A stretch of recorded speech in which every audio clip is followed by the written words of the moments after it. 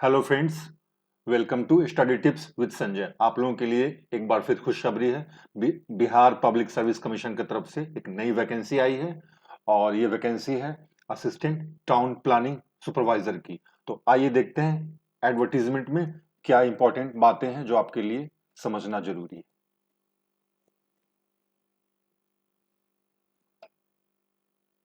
हाँ, तो विज्ञापन संख्या 3/2022 है और आप देख रहे हैं यहाँ पे 107 सीटें हैं, स्पष्ट है।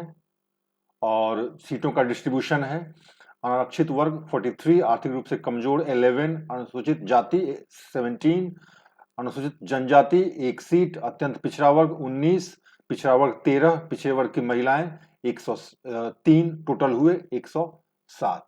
35% आप देख रहे हैं लेटरल या कह सकते हैं हॉरिजेंटल रिजर्वेशन है और रिजर्वेशन में किस तरह से सीटें बांटी गई हैं यह भी स्पष्ट है।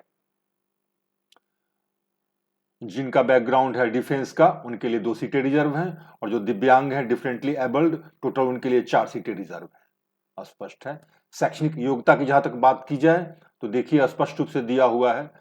किसी आप कह सकते हैं मान्यता प्राप्त विश्वविद्यालय से bachelor of planning, post graduation diploma course in remote sensing, specialisation in urban and regional studies, master in planning, master in town planning, master in regional planning.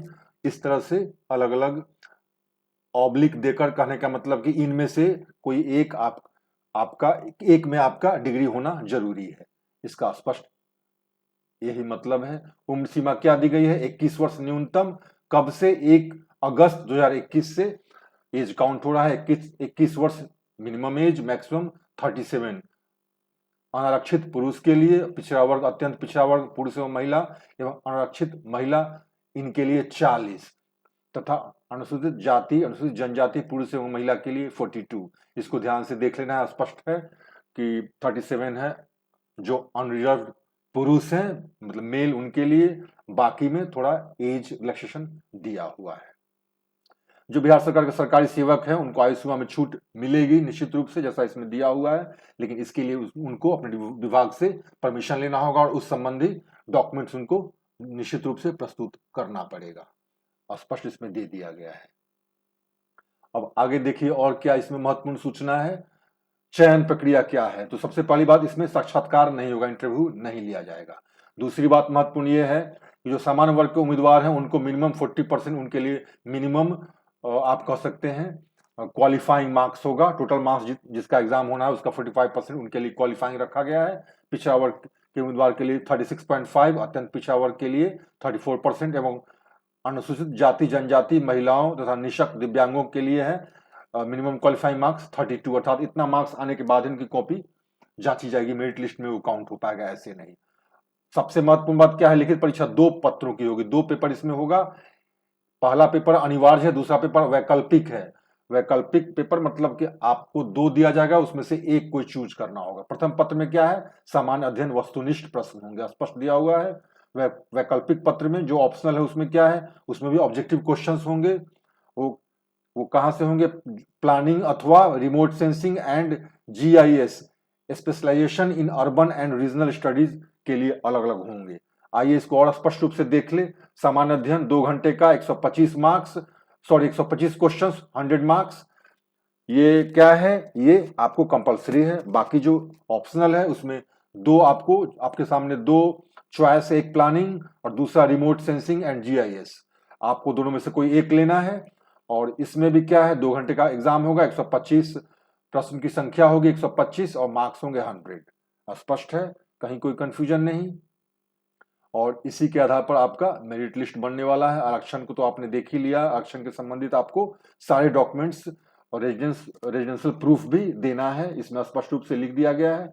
साथ साथ आपको डॉक्यूमेंट्स के बारे में जरा देख लें। ऑनलाइन आवेदन भरने के क्रम में अभ्यर्थियों से कतिपय सूचना सिर्फ डेटाबेस संधारित करने हेतु ली जाती है। अगर सूचना से संबंधित किसी प्रकार का छूट विज्ञापन में अंकित नहीं है तो उसका दावा न तो मान्य होगा और न ही उसका लाभ देय होगा।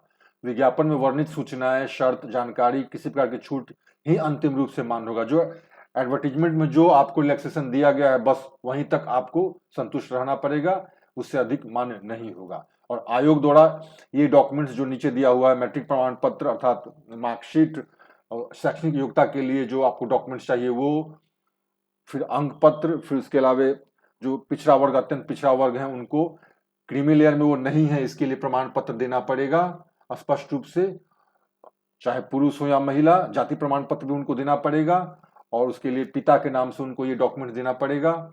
स्पष्ट इसमें साफ साफ लिख दिया गया है। जो ईडब्ल्यूएस है, इकोनॉमिकली वीकर सेक्शन, उनको भी इसके लिए जो भी कंडीशंस हैं उसको फुलफिल करते हुए डॉक्यूमेंट्स देना पड़ेगा। स्पष्ट है। और आवेदन का प्रारंभ करने की तिथि क्या है? 15 मार्च। आवेदन भरने की अंतिम तिथि क्या है? 6/4 अर्थात 6 अप्रैल।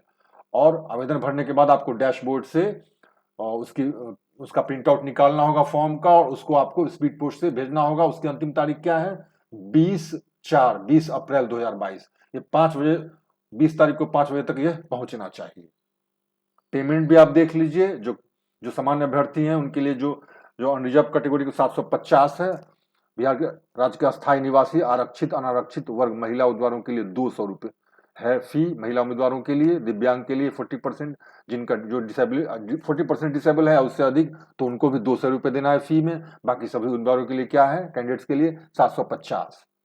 तो इस तरह से आप देख रहे हैं कि ये एडवर्टाइजमेंट में इन सारी बातों को स्पष्ट रूप से रख दिया गया है।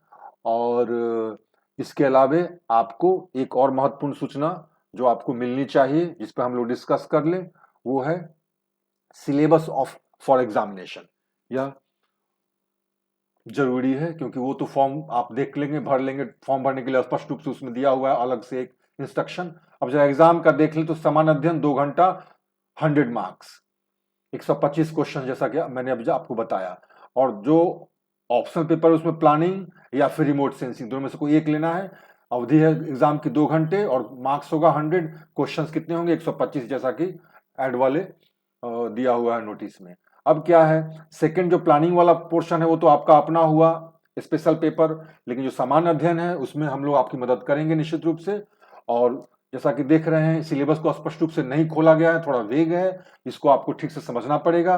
मैं थोड़ा इसको एनालाइज कर दूं। सामान्य अध्ययन के पत्र में समसामयिक घटनाओं का मतलब होता है करंट अफेयर्स, चाहे नेशनल हो या इंटरनेशनल हो, तथा दैनिक प्रेक्षण, डे टू डे लाइफ में जो आप महसूस करते हैं, से संबंधित विषयों, अनुभवों और उनके वैज्ञानिक पहलुओं की जानकारी सम्मिलित होगी। जैसा कि शब्द से लग रहा है इसके लैंग्वेज से कि डे टू डे लाइफ में जो आप ऑब्जर्व करते हैं, एक्सपीरियंस करते हैं, देखते हैं, उनसे संबंधित सभी बातों से संबंधित प्रश्न पूछे जाएंगे, वैज्ञानिक पहलुओं से भी पूछे जाएंगे। अर्थात साइंस से तो क्वेश्चन होंगे ही, polity, economy, geography, current affairs के साथ साथ हिस्ट्री इत्यादि के भी प्रश्न होंगे। तो सामान्य अध्ययन में चूंकि सब कुछ आ ही जाता है तो आपको उस हिसाब से पढ़ना पड़ेगा। करंट अफेयर्स हो, इकोनॉमी हो, पॉलिटी हो, साइंस हो, ज्योग्राफी हो, इन्वायरमेंट हो, इन सब चीजों को आपको देखना पड़ेगा। इसके लिए मैं अलग से एक वीडियो आप लोगों के लिए बनाऊंगा ताकि इसमें सिलेबस को अच्छे तरीके से समझाया जा सके, और आगे उसके लिए क्या किया जाए तो उसे संबंधित बुक लिस्ट भी मैं दूंगा।